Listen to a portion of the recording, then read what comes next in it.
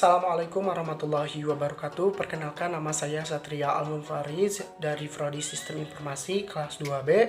Di sini saya akan menjelaskan ujian tengah semester yang berkaitan dengan mata kuliah Sistem Operasi yang diampu oleh Bapak dosen Purnomo Sidik MKOM.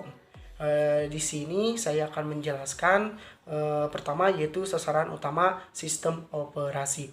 Baik, selanjutnya yaitu definisi sistem operasi. Sistem operasi adalah perangkat lunak yang berfungsi sebagai perantara antara pengguna perangkat keras komputer dan perangkat lunak lainnya, serta untuk mengatur bekerjanya komputer. Sasaran yang harus dicapai oleh suatu sistem operasi yang baik adalah satu, kenyamanan penggunaan. Jadi sistem operasi harus membuat pengguna nyaman menggunakannya. Pengguna komputer harus bisa melakukan tugasnya tanpa terganggu oleh hal lain. Misalnya, bila penggunaan komputer ingin menyusun dokumen, maka sistem operasi yang baik akan memudahkan untuk mencarinya draft dokumen di file explorer tersebut. Jadi penggunaan harus bisa menjalankan pengolah dokumen dengan lancar tanpa gangguan seperti hal atau perlambatan komputer, hang atau perlambatan komputer. Yang kedua yaitu efisiensi penggunaan. Jadi sistem operasi harus bisa memanfaatkan kemampuan perangkat lunak dan perangkat keras komputer dengan sebaik-baiknya.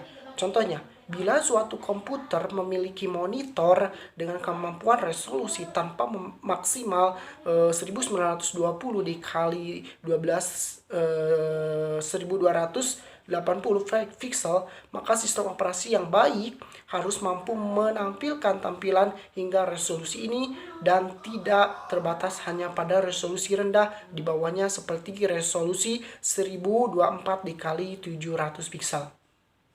Yang ketiga yaitu kemampuan berkembang. Sistem operasi harus berkembang dengan memiliki kemampuan penambahan fitur baru di sistem operasi itu, atau penambahan perangkat lunak dan perangkat keras di komputer. Contohnya adalah pemasangan printer baru di komputer. Jadi sistem operasi yang baik harus mampu langsung mendeteksi printer begitu printer terhubung dengan komputer dan mencari serta menginstal driver yang diperlukan printer agar berjalan.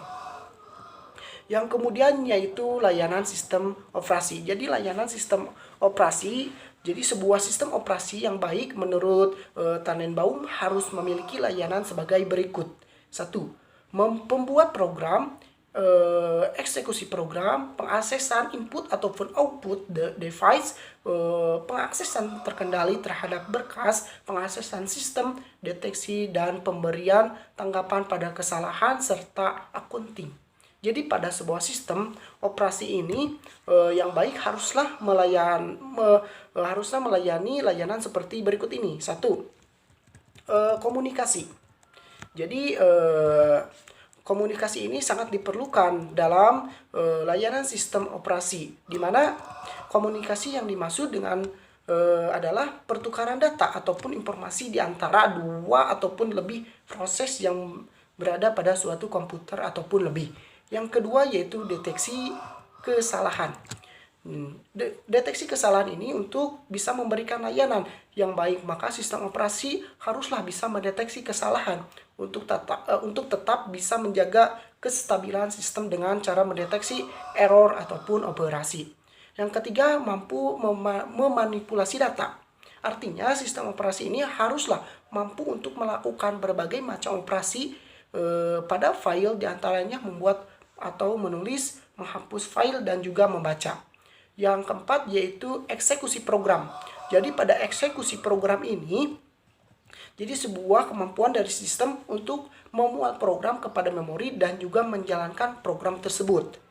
Yang kelima yaitu operasi input ataupun output.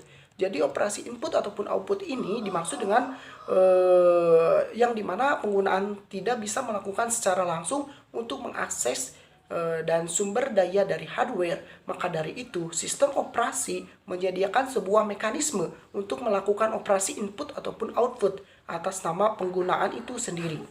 Yang ketiga yaitu manajemen memori utama. Untuk manajemen memori utama yaitu memori utama atau lebih dikenal sebagai memori adalah sebuah array yang besar dan word atau byte yang ukurannya mencapai ratusan, ribuan atau bahkan jutaan. Setiap word atau byte ini biasanya mempunyai alamat tersendiri. Memori utama berfungsi sebagai tempat penyimpanan yang akses datanya digunakan oleh CPU atau perangkat input ataupun output. Jadi memori utama termasuk tempat penyimpanan data yang sementara atau fault light, artinya data dapat hilang begitu sistem dimatikan. Sistem operasi ini bertanggung jawab atas aktivitas yang berkaitan dengan manajemen memori seperti 1. Mencari track dari memori yang sedang digunakan dan siapa penggunaannya dan siapa yang menggunakannya. Yang kedua yaitu memilih program yang akan di-load ke memori. Yang ketiga yaitu mengalokasikan dan mendealokasikan ruang memori sesuai kebutuhan. Yang terakhir, saya akan menjelaskan tentang manajemen file. Nah, untuk manajemen file ini merupakan sebuah metode dari struktur data yang digunakan oleh sistem operasi pada komputer untuk mengatur dan mengorganisir file yang pada ada di disk atau party disk. Jadi sedangkan file system adalah party atau disk yang digunakan untuk menyimpan berbagai file di dalam komputer dengan cara tertentu. Jadi manajemen file system atau manajemen file ini sangat penting bagi perusahaan karena sewaktu-waktu pasti manajemen file ini dibutuhkan. Hal ini juga untuk memudahkan yang bersangkutan untuk menggunakannya. Jadi apa sih manfaat manajemen file? Untuk manfaat manajemen file yaitu pembuatan file, memodifikasi file, bahkan penghapusan file. Yang selanjutnya yaitu penggunaan file secara bersama. Kemudian dapat digunakan untuk membackup dan merecovery data untuk mencegah terjadinya kehilangan data. Yang terakhir yaitu informasi dan data dapat disimpan dengan baik dan aman. Kemudian apa sih fungsi manajemen file? Fungsi manajemen file yaitu mekanisme atau cara kerja pemakaian file secara bersama.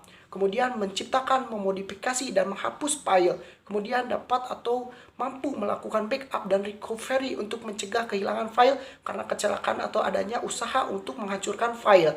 Yang kemudian menciptakan agar lingkungan sensitif informasi dapat tersimpan dengan aman dan rahasia.